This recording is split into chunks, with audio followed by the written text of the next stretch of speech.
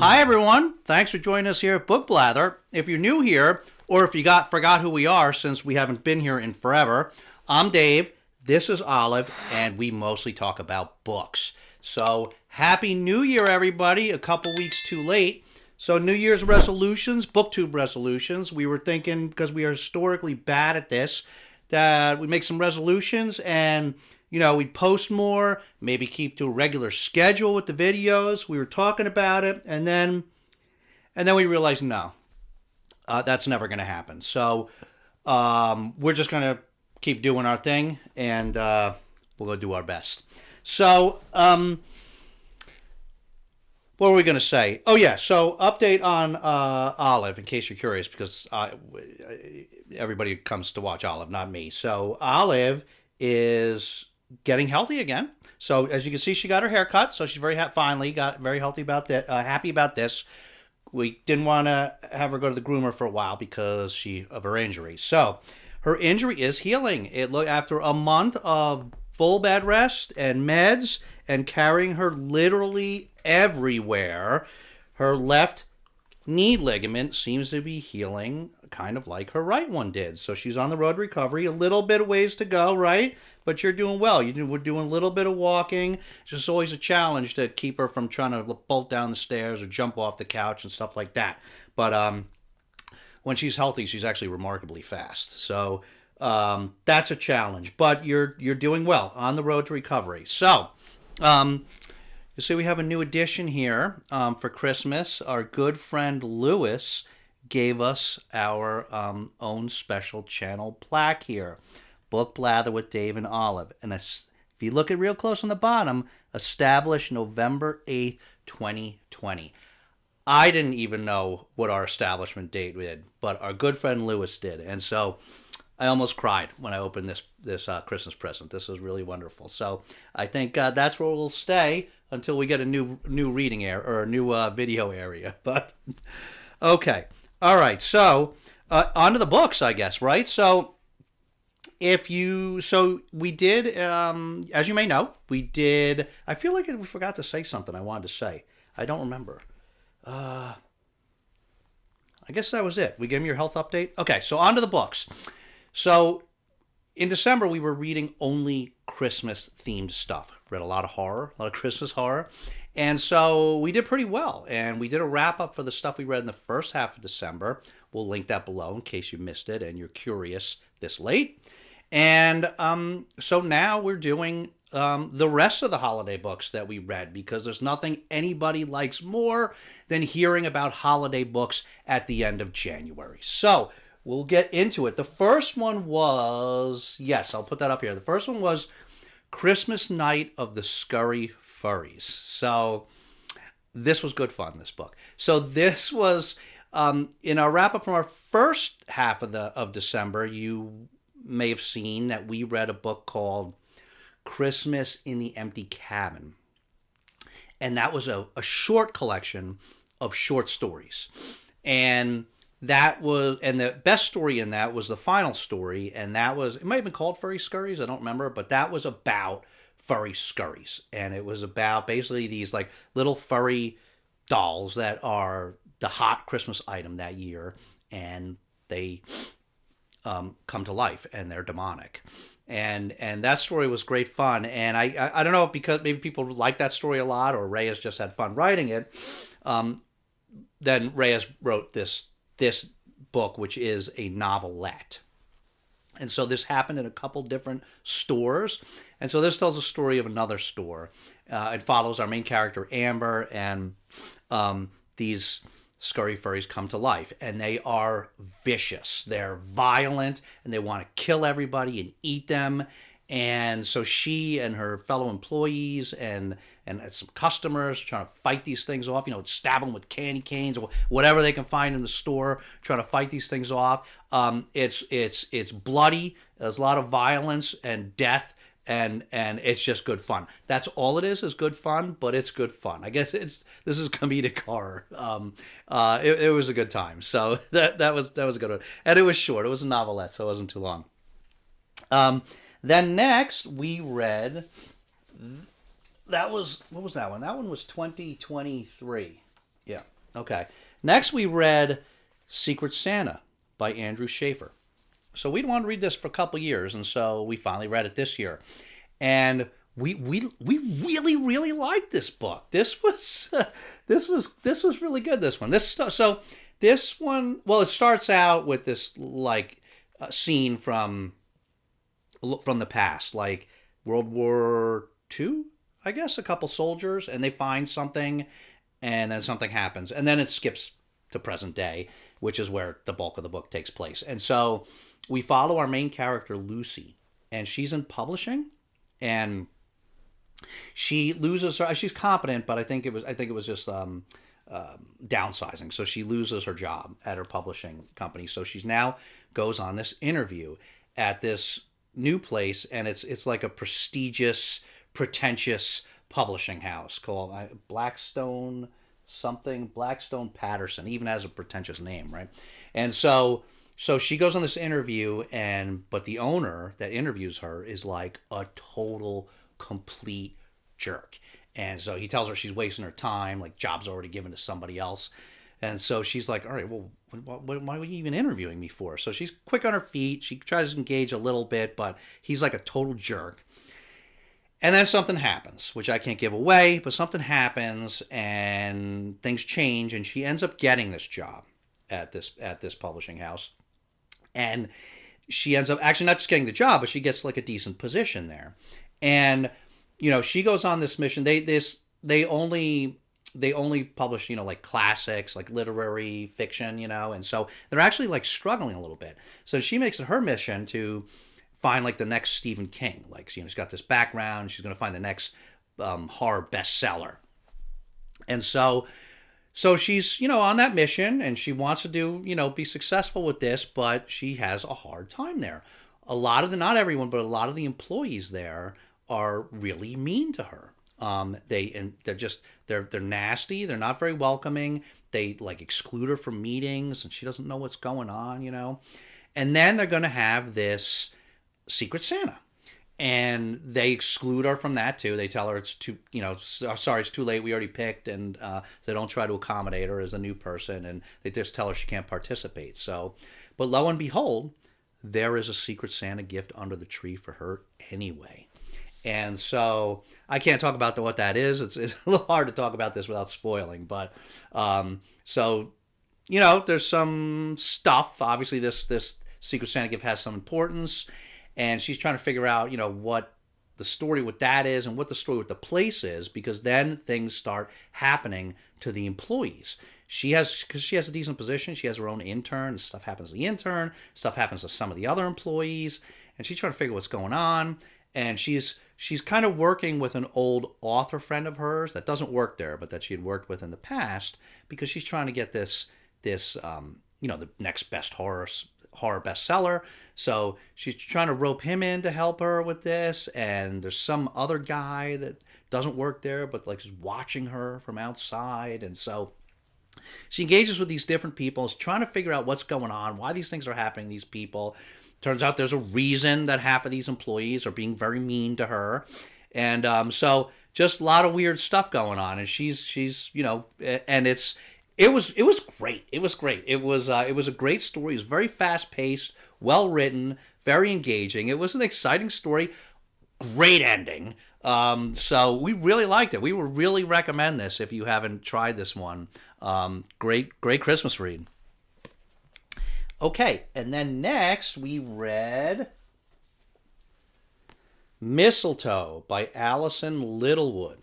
So this was published in 2019, and this was not on our original pile of possibilities for holiday reads, but we picked this one up because this was another one that Leslie mentioned, and Leslie had recommended this. I think she read it last Christmas and said she loved it, and it sounded interesting, so we picked it up, and we liked it. We didn't love it, which I'll talk about in a second, but we did like it. And so what this, and I had never heard of this author before, this book or this author, Alison Littlewood. I guess she's UK based, and so I would have never heard of this if not for Leslie. So thank you, Leslie. And I had to hunt this book down actually on eBay, I think. But anyway, She's got a bunch of books, and I might try something else of hers.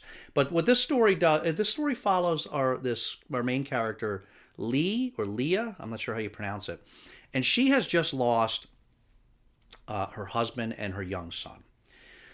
So she buys this property, this like farm property, like in the middle of nowhere. Where was this supposed to be? I don't think it says Yorkshire farmhouse. So she buys this piece of property and she's trying to escape there for Christmas, and she's going to just work on this house. It hasn't been lived in for a long time, but she's a Maitland, and the Maitlands many years ago owned this house, so she has some ancestry here. And now it's been empty for a while, so she's going to go there and remodel it, refurbish everything, and she's going to throw herself into that to kind of escape Christmas.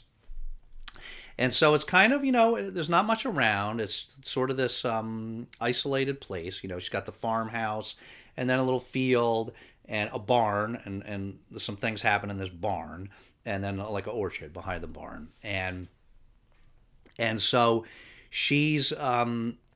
while she's there, she's dealing with her grief, and then she starts to see things. Basically, she starts to have some visions, and she starts to see people. And there's a few things at this property that kind of trigger this. Like she finds a burial doll in the barn, and then mistletoe plays a very big part of this. Mistletoe growing all over the place, and you see a lot of mistletoe. And anyway, these things kind of trigger these visions that she has, and they are visions basically of people that lived in this house and on this property long ago. Some of her own ancestry and some not. And so this happens more and more, and she is mostly alone there. She does meet like the people in the next, like I said, there's not much around, but the next farmhouse she meets a woman and her son and brother that live there, and they're very nice, but they kind of clue her into the stories that they had heard, that stuff happened years ago at that farm. And so she starts to see visions of this. And so we kind of end up with these like two little parallel stories. There's her, and then there's actually the more like intriguing mystery, which is the visions that she's having of what appears to have happened a very long time ago, and that story evolves, and what happened with these different people, and that was a pretty good story that you just learn piece by piece as she experiences these visions. But these things are happening to her, and she doesn't know if she's seeing the stuff, and but she's and then she has lost pieces of time. Things will have changed, in the house, and she doesn't necessarily recall doing it. And she has like these lost little pockets of time, and the things that she's seeing, she sometimes relating to her own family, and so she's experiencing her own grief, right, as she's seeing all these things. So that was kind of cool. That was kind of well done. I can see some people thinking that this book maybe moved a little slowly at times, because this is not a high octane book. So if you're somebody that's like looking for constant excitement, that's not this. This book is very heavy on atmosphere and emotion. Because, again, she's experiencing a lot of grief, and she's working through that, and she's having these visions. So this is very, very heavy, and she's in this, cold, snowy, isolated atmospheres, which kind of compounds all that, really adds a lot to what she's experiencing, and there are Christmas elements, because it is Christmas time, and so both in terms of, her present time and the past time that she's seeing. And so, but if you like that, if that's your bag, then you would like it. If that bugs you, then you would maybe think the book's a little too long at points, even though it's not that long of a book.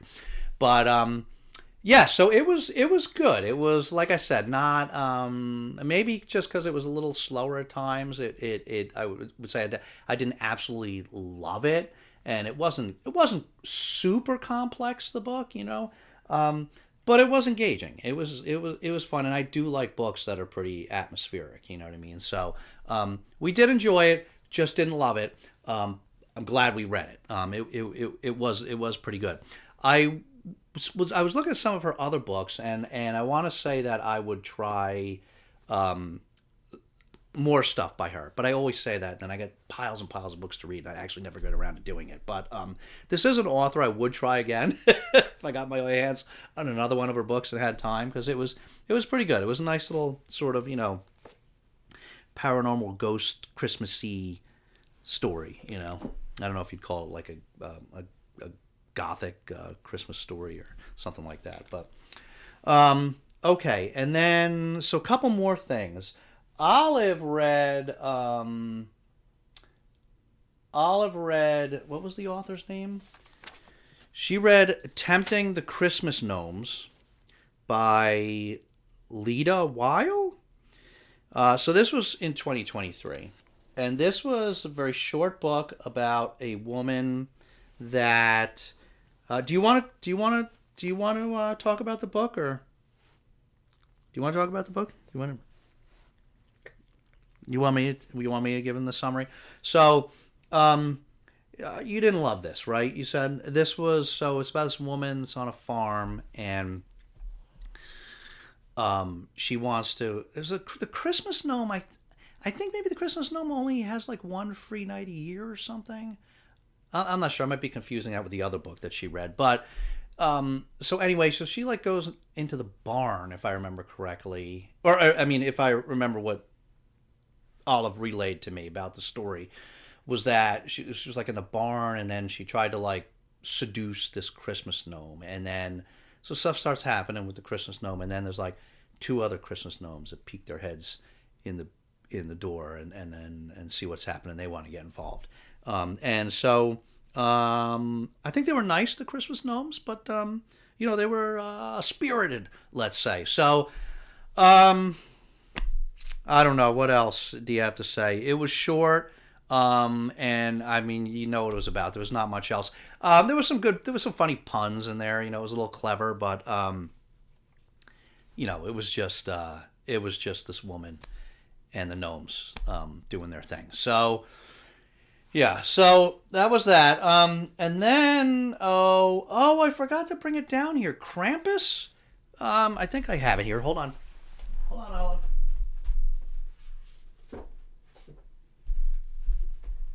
Yeah. I don't know why I forgot to bring this over. Krampus. So, we actually didn't finish this yet. We are almost done. We're very far into it. We're almost done, but we didn't want to hold up this video any longer. But we are going to finish it, even though it's not Christmas anymore, because it was we're really, really, really enjoying this, and we had started early. We were reading it while we were reading other stuff, and so but we're almost done. We'll be done with this soon. So we will review it in further detail when we finish. But we really like this. This is so it's not. I thought it was going to be like a little more mythological, and I mean it is, but it's not. It's not just like an old story about Krampus and Santa Claus. It's in present day with like real life, like just real down to earth present, not down to earth necessarily, but with some normal characters living today, like normal lives, and but Krampus and Santa are in it, and it wasn't exactly what I was expecting, and it's really good. I'm really enjoying it. So we'll talk about that more though when we finish it. Okay, and then we also got, I should just mention we got a couple of things for Christmas, a couple of book-related things. So first of all, our friend Lewis that gave us this wonderful, wonderful plaque here for the channel. Our friend Lewis also gave us this, the Scary Book of Christmas Lore. And this is, I had been looking at this, and then he must have sensed I wanted it, and so he gave me this for Christmas. And this is just old, forget about Jingle Bells and jolly old Saint Nick, and so it's just about old, horror like Christmas folklore, you know, and so it's it looks really good. So we haven't read it yet, but we are excited to. So and then my daughter gave us this, which is another book I'd wanted, Annie Bot by Sierra Greer. So this is this is about like an artificial intelligent life form, and she is designed to be like the perfect girlfriend, right? And she's supposed to attend to her master's physical and emotional needs and this and that, but she's sophisticated, and as she gets more, I mean, I haven't read it yet, but what I know is that as she gets more sophisticated, she questions what he wants out of her, and kind of questions her own existence. And what does it say? Does Doug really desire what he says he wants? And it's such an impossible paradox. What does Annie owe herself? So she starts to wonder these things, because she's so sophisticated. So it sounded pretty interesting. So my daughter got that for us. So that's I guess that's everything, right? That we covered everything there. You have anything else to add? You have anything else to add? That's it? Okay, so thanks so much for watching, guys. We actually will see you again very soon, because we have a lot going on. There's a couple buddy reads, book haul that we never did for you guys, my consolidated. Anyway, we'll see you again very soon, because we have a number of things to talk about. So thanks so much for watching. We'll see you again soon. But in the meantime, take care of yourselves and each other, and we'll see you next time.